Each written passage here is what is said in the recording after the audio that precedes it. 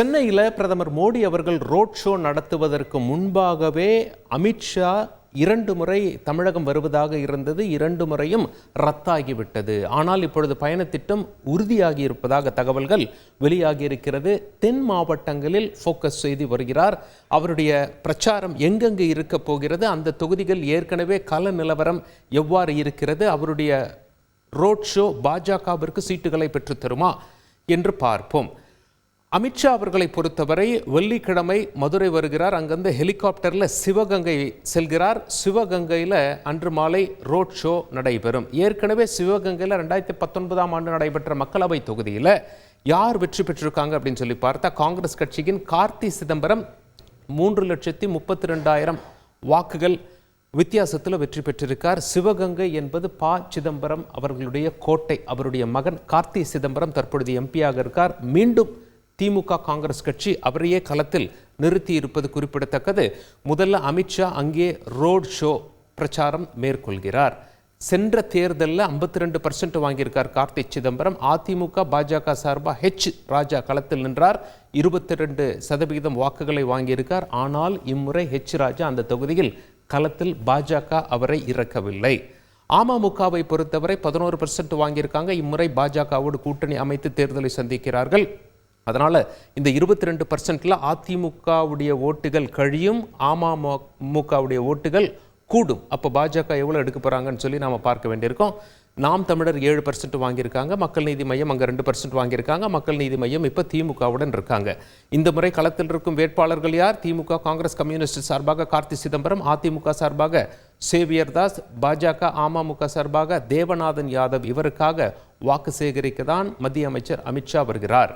நாம் தமிழர் சார்பாக எழில் அரசி அங்கே களத்தில் இருக்கிறார். இது சிவகங்கை. சரி, அடுத்த நாள் சனிக்கிழமை தக்கலை செல்கிறார் மத்திய அமைச்சர் அமித்ஷா. இது கன்னியாகுமரி தொகுதியில் வருகிறது. காலையில் 9:50க்கு ஆரம்பிக்கும் ரோட் ஷோ சுமார் 1 மணி நேரம் நடைபெறுகிறது. அதுக்கு முன்பாக முதல்ல மதுரையிலிருந்து சிவகங்கை வரார் இல்லையா மத்திய அமைச்சர், மீண்டும் மதுரைக்கு சென்று வாக்கு சேகரிக்கிறார்.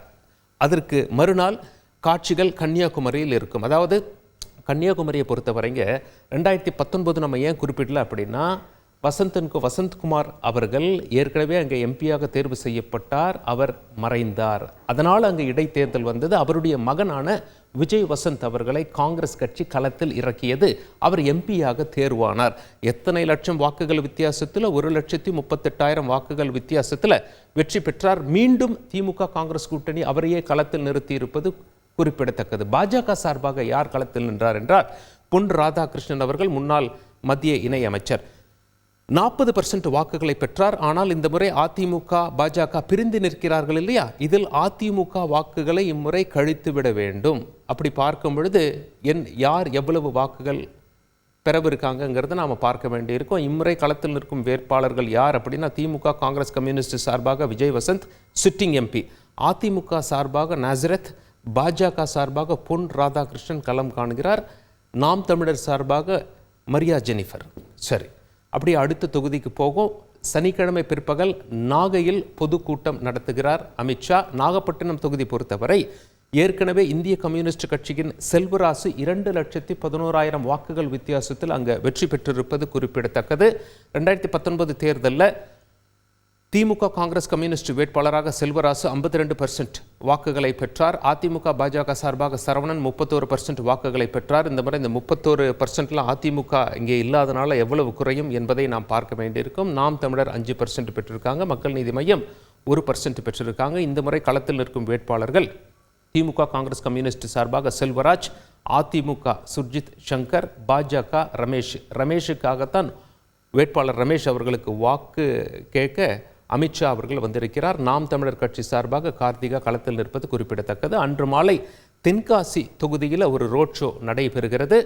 தென்காசி தொகுதியை பொறுத்தவரை திமுக தனிஷ் குமார் 1,20,000 வாக்குகள் வித்தியாசத்தில் அங்கு வெற்றி பெற்றிருப்பது குறிப்பிடத்தக்கது. 2019 நடந்த நாடாளுமன்ற தேர்தலில் 45% ஓட்டுகளை பெற்றிருக்கிறார்.